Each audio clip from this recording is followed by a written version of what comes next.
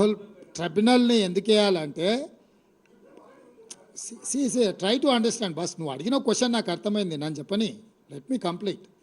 ఈ వేషాలు అన్నీ చూసి కేసీఆర్ పోయి కోర్టులో కేసు వేసిండు, అవునా? ఆ కేసు ఉపసంహరించుకుంటే తప్ప మీతో మాట్లాడలేదని కేంద్ర ప్రభుత్వం అనేది. 8 ఏళ్ళ తర్వాత ఆయన నిద్రలేసిపోయి ఆ కేసు వాపసు తెచ్చాడు. వాపసు తెచ్చినాక వాళ్ళు ఏమంటారంటే పంచాయతీ అంతా ఆంధ్రప్రదేశ్ తెలంగాణకే పెడతాం, మిగతా అందరికీ పెట్టమాట. మేమేమంటున్నాం అంటే మొదటి నుంచి మహారాష్ట్ర, కర్ణాటక, తెలంగాణ, ఆంధ్రప్రదేశ్ నలుగురిని కలిపి నలుగురి కేటాయింపుల మీద చర్చ చేస్తే అప్పుడు సంపూర్ణంగా చర్చ జరుగుతుంది.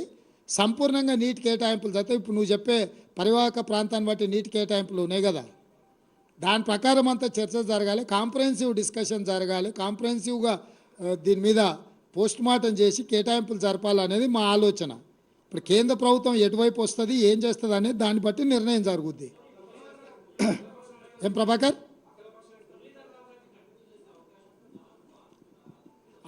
అది పరిపాలన నిర్ణయం మళ్ళీ తీసుకుంటాం ప్రభాకర్. ఇక్కడ ఇండివిజువల్స్ కాదు, ఇక్కడ గవర్నమెంట్ పాలసీ మీద మనం డిస్కషన్ చేస్తున్నాం.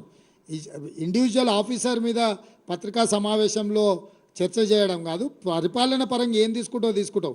ఒక అధికారిని ఉంచినా, ఒక అధికారిని మార్చినా ప్రభుత్వ విధానంలో సరైన నిర్ణయం లేకపోతే ఏ అధికారి వచ్చినా అదే చేస్తాడు. సో ఇక్కడ చర్చ అధికారులను ఉంచాలనా తొలగించాలనా అనే దాని మీద చర్చ చేయకండి.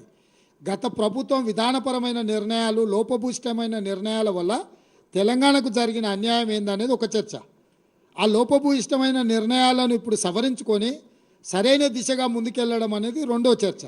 మనం సరైన దిశగా వాదించినప్పుడు కేంద్ర ప్రభుత్వం వీటిని ఆమోదిస్తుందా, ఆమోదించదా? ఎందుకంటే ట్రిబ్యునల్ చైర్మన్ వచ్చేసి కేంద్ర ప్రభుత్వం, జలశక్తి మినిస్టర్. సో కేంద్ర ప్రభుత్వం కూడా దీంట్లో వాస్తవాల ప్రాతిపదికన ముందుకు రావాలి. ఎస్ రేవంత్. సీఎం సార్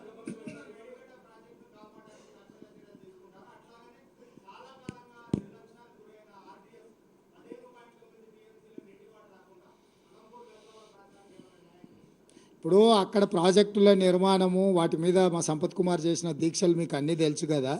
మనం ఇప్పుడు సమీక్షలు చేస్తున్నాం ప్రాజెక్ట్ వైజ్. అండ్ ఏవైతే నదీ జలాలు ఉన్నాయో నదీ